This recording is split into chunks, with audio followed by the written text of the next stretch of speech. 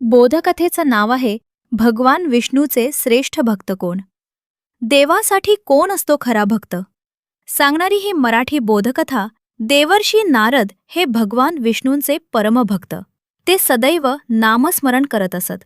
एकदा त्यांच्या मनात आले की मी सदैव देवाचे नामस्मरण करतो, त्याअर्थी सर्वश्रेष्ठ भक्त मीच असणार. ही गोष्ट देवापासून कशी लपणार. एकदा देवानेच नारदांना विचारले, माझा सर्वश्रेष्ठ भक्त कोण. नारद म्हणाले, मीच.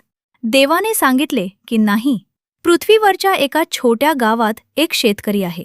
तो तुझ्यापेक्षा श्रेष्ठ भक्त आहे. नारदाला आश्चर्य वाटले.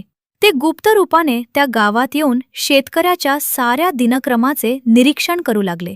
तो शेतकरी पहाटे लवकर उठे, आंघोळ करून नदीकाठच्या देवळात जाई, देवाला 2 फुले वाहून येई. मग दिवसभर तो कामात मग्न असे. पाणी भरणे, अंगण झाडून काढणे, तुळशीला पाणी घालणे, बैलांना चारा पाणी करणे, गोठ्याची स्वच्छता करणे. मग बायकोने केलेली भाकरी बांधून घेऊन शेतात जाई व दिवसभर कष्ट करी. संध्याकाळी घडी आल्यावर सुद्धा त्याचे काही ना काही काम चालतच असे. पण हे सगळे काम करताना तोंडाने नामस्मरण करत असे. ते पाहून नारद भगवान विष्णूंकडे जाऊन म्हणाले की तुमचे म्हणणे काही खरे वाटत नाही.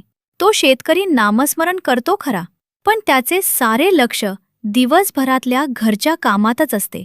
देवाने नारदास म्हटले की तुझ्या प्रश्नाचे मी नंतर उत्तर देतो. आधी एक काम कर, ही तेलाने काठोकाठ भरलेली वाटी भगवान शंकराकडे नेऊन दे. पण लक्ष दे, थेंबभर सुद्धा तेल सांडता कामा नये. ते काम काही नारद ऋषींना अवघड वाटले नाही. ते तेलाची वाटी शंकराकडे पोचवून आले. आल्यावर देवाला सांगितले की एक थेंब सुद्धा सांडलेला नाही.